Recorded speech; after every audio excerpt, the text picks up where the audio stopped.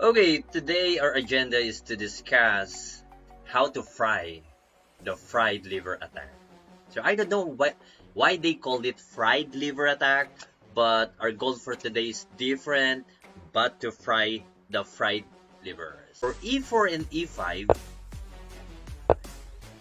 you can find a lot of treasure called traps, and many players have fallen into the traps. And how to avoid those traps? Of course, you have to study. So let's proceed with our proper lesson for today, class. That is too formal. So knight f3, knight c6, and not bishop b5 because that is Ruy Lopez. Bishop c4, it is called Italian game. Mamma mia, the spaghetti, so sweet. Okay, and bishop c4, in order for us to achieve the fried liver formation, is you have to move knight f6, and here knight g5. Of course, the white can move d3, d4, or knight c3, but we will not check those lines. Our target for today is this f7, which is sooner or later it will be captured. And what is your response if you're black? The most common and usual is d5. It takes d5 now. If you want to capture the pawn, because that is like, okay, I want to get back the pawn that just gave it away. Knight takes d5 now. Congratulations, because you're entering to the fried liver attack agenda. This is the fried liver attack where your king will travel all around the circle, all around the center here, and sooner, if white knows how to execute it well, you'll be checkmate. So to avoid that one, you have to fry it in a little way approach. Okay, so if you're white here, you are hoping that the black would capture this one. Come on, please capture, of course. And if you're black here, don't capture. That's simple. So your move is knight here. Knight d4. Multiple times, countless times, I have played this game, this current position for white and for black. Yes, I'm for black and for white. I love to play this one, especially this kind of position with this c3 and b5. So if I'm white, I'm moving c3. So if my opponent is white here and move c3, my response is b5. This will be a tough and sharp and complicated, adventurous games for white and for black. So if you want to try this opening, that's very good to try. Now, of course, once again, we will not going to discuss that line. And I had a game previous years that my opponent still looking for f7 to capture. It's like, okay, thinking about capturing my f7 pawn, and guess what?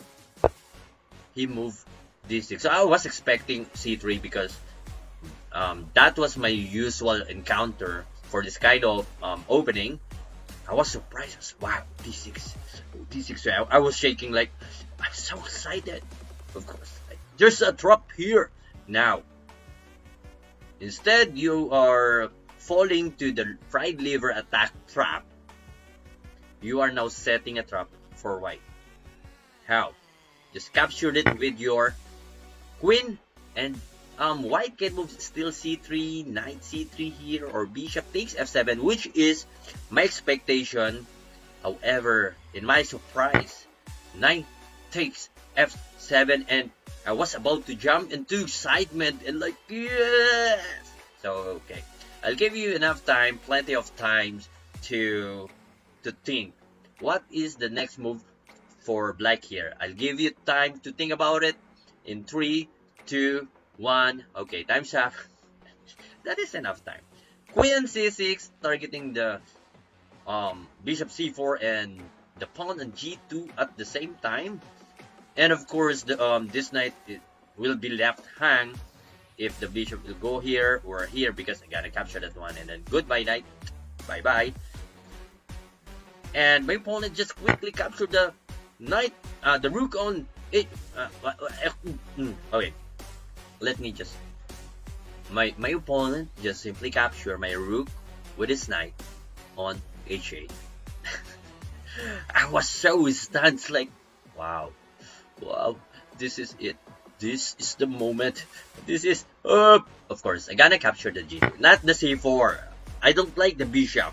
I'm on diet right now, so queen takes g2. I'm looking for a bigger opportunity, bigger chance. Okay, so the rook is under attack, and white cannot defend this one no matter what.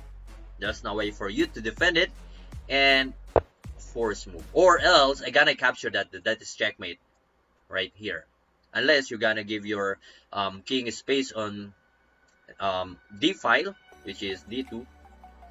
Rook here, and after the rook f1, I suddenly move, grab my queen and drop.